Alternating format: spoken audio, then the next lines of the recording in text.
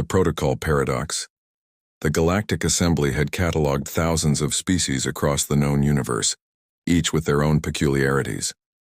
The Krellin communicated through bioluminescent patterns, the Vorthan required methane atmospheres, and the Salathi lived their entire lives in zero gravity. But nothing quite prepared them for humanity's strangest obsession: rules. Ambassador Zeklor of the Zephyrian Empire stood before the assembly, his crystalline form refracting the chamber's lights into prismatic patterns. His species had conquered 17 star systems through sheer force and superior technology. They viewed regulations as suggestions at best, obstacles to be crushed at worst. Today he addressed the assembly about what he called the human problem. These humans, Zeklor's harmonic voice resonated through the chamber, they suffocate themselves with protocols. Rules for trade, rules for travel, rules for communication. They even have rules about how to make rules. How can such a species claim to be ready for galactic integration when they cannot take a single step without consulting their endless documentation? The human representative, Ambassador Sarah Chen, sat quietly in her designated section. She was a woman in her 50s with sharp eyes that missed nothing and silver streaking through her dark hair.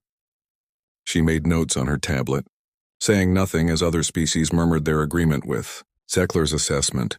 The Zephyrians had encountered humanity only 3 solar cycles ago when human mining vessels arrived at the disputed Kepler 442 system. The system sat at the edge of Zephyrian space, technically unclaimed according to galactic charts, but the Zephyrians considered it theirs by proximity. The humans had followed proper protocol, filing claims with the Galactic Trade Commission, waiting for approval, establishing peaceful contact with local species.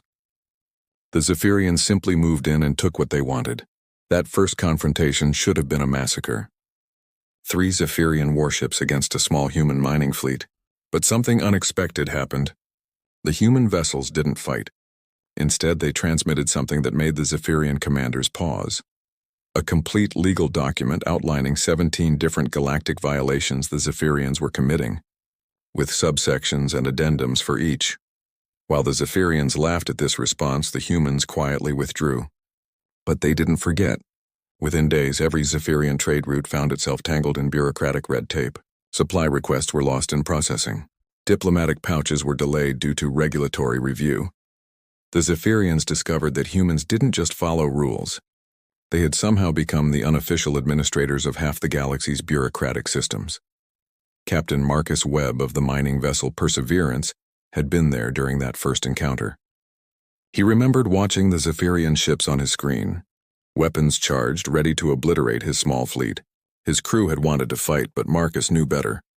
"We follow the rules," he had told them. "Document everything. Every threat, every violation, every aggressive action. The rules exist for a reason." The Zephyrians grew frustrated with human persistence. Where other species would have accepted defeat or fought back directly, humans simply filed more paperwork. They submitted complaints, requested investigations, and demanded compliance reviews. The Galactic Trade Commission, overwhelmed by the sheer volume of properly formatted requests, had no choice but to process them all. Then came the incident at Station Omega-7. It was a human research facility, floating in neutral space, dedicated to medical research. The station hosted scientists from 12 different species, working on treatments for a plague affecting several outer colonies. The Zephyrians wanted the station's advanced biosynthesis technology. They sent a diplomatic envoy that was clearly a raiding party.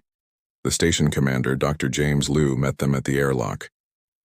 He was a thin man with gentle eyes, the kind of person who had devoted his life to healing rather than harming.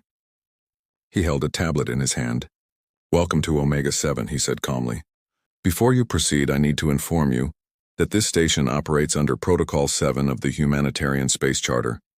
We're a medical facility providing aid to multiple species. Any aggressive action here violates 16 different treaties." The Zephyrian commander, Thexar, laughed. It was a sound like breaking glass.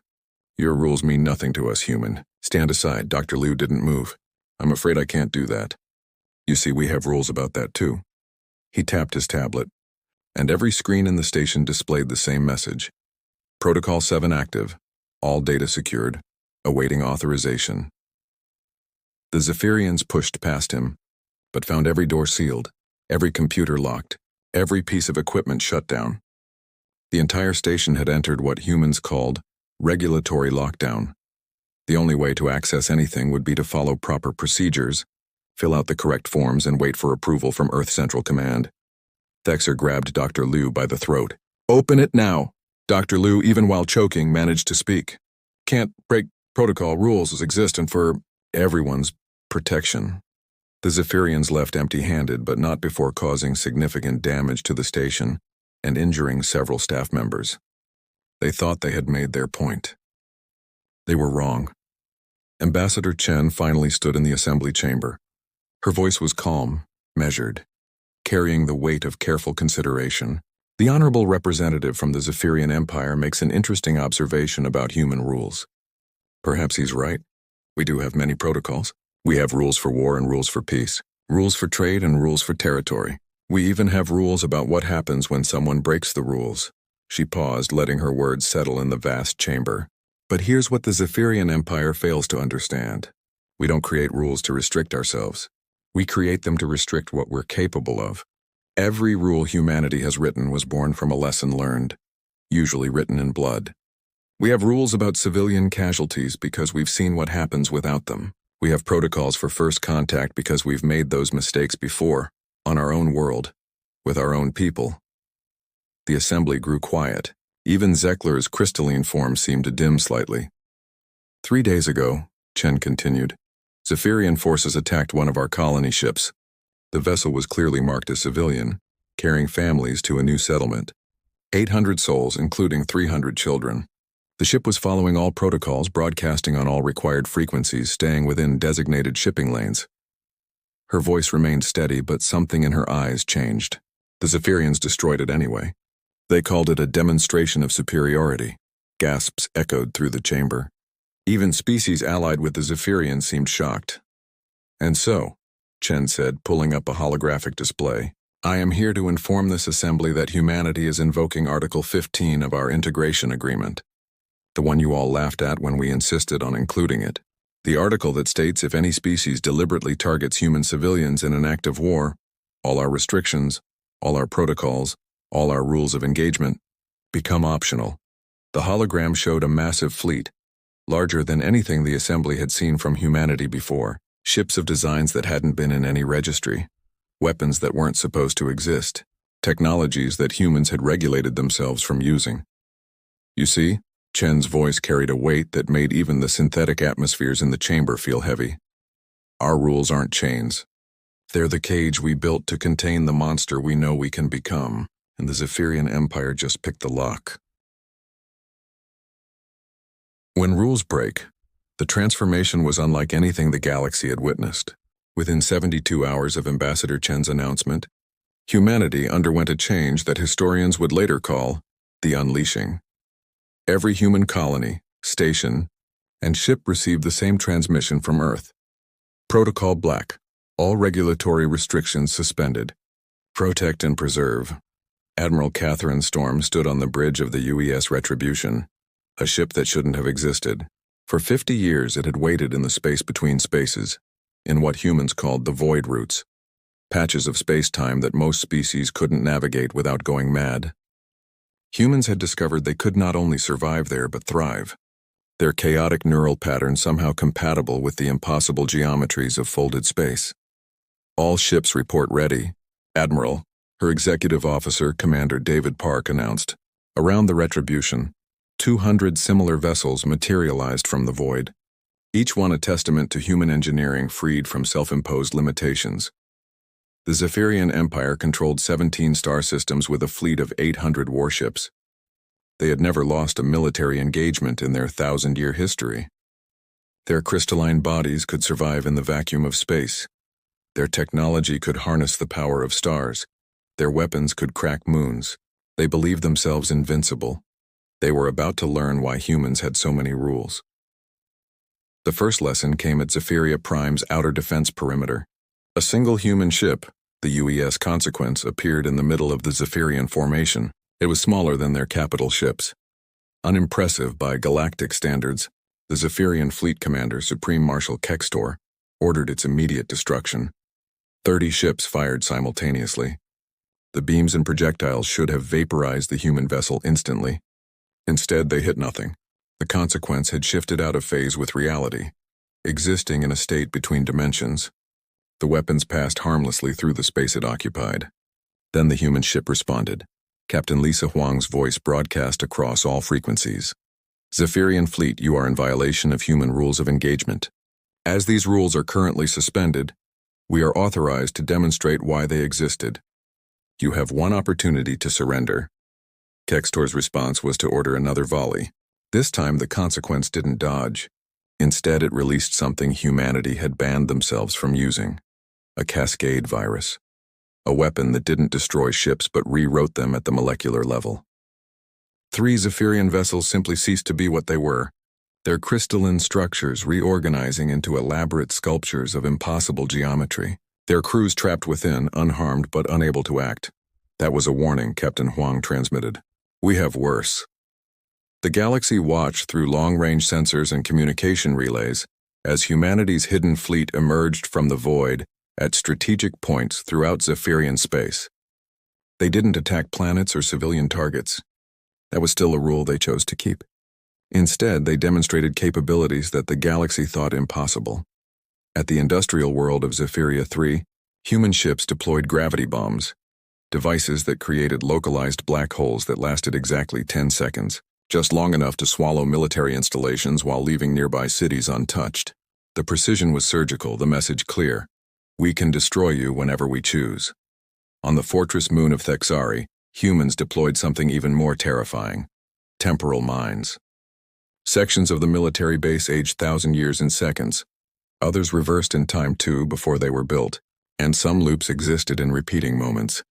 Their occupants aware but unable to escape the same 13 seconds playing endlessly. Ambassador Chen returned to the Galactic Assembly, where Zeklor waited, his crystalline form now flickering with what his species displayed as fear. This is barbarism, he resonated. These weapons, these tactics, they violate every principle of civilized warfare. Yes, Chen agreed simply. They do. That's why we had rules against them. Rules you mocked. Rules you said made us weak. She pulled up a display showing the current military situation. Your empire has lost 60% of its military capabilities in 3 days. We haven't killed a single civilian, haven't destroyed any civilian infrastructure, haven't even disrupted food supplies or medical facilities, because even without our full rules of engagement, we choose to maintain some limitations. What do you want? Zeklor's harmonics were discordant, desperate. We want you to understand, Chen said, addressing not just Zeklor but the entire assembly. Humans don't follow rules because we're weak or afraid. We follow them because we've seen what we're capable of without them. We've had wars that killed millions, weapons that poisoned entire regions for generations, conflicts that nearly ended our species before we ever reached the stars. She gestured to the tactical display. Every species in this galaxy evolved to be predators or prey, conquerors or defenders. Humans evolved to be both. We can be gardeners or destroyers, healers or killers, builders or warriors. The rules don't limit us. They define which version of humanity you meet. The human fleet had surrounded Zephyria Prime, the Empire's capital world, home to 12 billion Zephyrian citizens. Admiral Storm's image appeared on the main screen, broadcast from the Retribution. Zephyrian Empire. This is Admiral Catherine Storm of the United Earth Fleet. We are currently maintaining position outside your capital world. Our weapons are armed but not targeted. We are demonstrating restraint that you did not show our civilians. She paused, letting the weight of the moment settle. You have 6 hours to formally surrender and agree to human terms. These terms include reparations for the destroyed colony ship, submission to Galactic Assembly oversight for the next 50 years, and mandatory education on why civilized species maintain rules of war. Refuse, and we will demonstrate why humanity spent 300 years developing the protocols you so carelessly dismissed. The surrender came in 3 hours. In the aftermath, the galaxy's perception of humanity transformed completely. They were no longer seen as the bureaucratic obsessives who complicated simple matters with endless rules. They were understood as something far more complex, a species that had looked into the abyss of their own potential and chosen to build barriers against it. The Salathi philosopher Shiming would later write, "Humans are not dangerous because they have powerful weapons or advanced technology. They are dangerous because they know exactly what they're capable of and choose every day to be better. Their rules are not weaknesses to exploit but warnings to heed. A year later, the Galactic Assembly voted unanimously to adopt the Human Protocol Charter, a comprehensive set of rules governing interspecies conflict, trade, and diplomacy. Even the Zephyrian Empire, rebuilt and reformed under human guidance, voted in favor. Ambassador Chen stood before the Assembly one final time regarding the matter. We thank this body for its wisdom in adopting these protocols. Let me leave you with one final thought. Humans have a saying, good fences make good neighbors. Our rules are those fences. They don't exist to separate us, but to ensure that when we come together, it's in peace, not in conflict. As she returned to her seat, the Zephyrian representative, newly appointed Ambassador Vexara, approached her. Ambassador Chen, may I ask something? Of course. The weapons your people used, the technologies you revealed, how long have you had them? Chen smiled, an expression that didn't quite reach her eyes. Since before we made first contact with any of you. The first thing we did upon developing faster-than-light travel wasn't to explore or colonize. It was to sit down and write rules about what we wouldn't do with it. And if someone breaks those rules again, then we remind them why the rules existed in the first place. But hopefully, she looked around the assembly chamber, we won't need to. The universe is vast and full of wonders. There's room for all of us to thrive, as long as we respect each other's boundaries. The Zephyrian crystals hummed in what their species considered contemplation. Your species is terrifying, Ambassador. Yes, Chen agreed. That's why we have rules. The assembly session ended with unprecedented unity. Every species now understanding a fundamental truth about humanity. Their greatest strength wasn't their technology or their adaptability. It was their ability to recognize their own darkness and choose deliberately and consistently to reach for the light instead. But they kept the dark, just in case. Because sometimes the light needs protecting, and humans had learned long ago that the best defense against monsters was the controlled monster within. Their rules were the leash, their conscience the handler, and their potential the beast that slept, hopefully forever, in carefully maintained cages of protocol and principle. As the representatives filed out of the chamber, none of them would ever again question why humans had so many rules. They now understood that each one was a scar, a lesson, a choice to be better than their nature demanded. And in that choosing, humanity had become something the galaxy had never seen before. A species that conquered not through force, but through the strength to restrain that force. The rules remained. The galaxy was safer for it.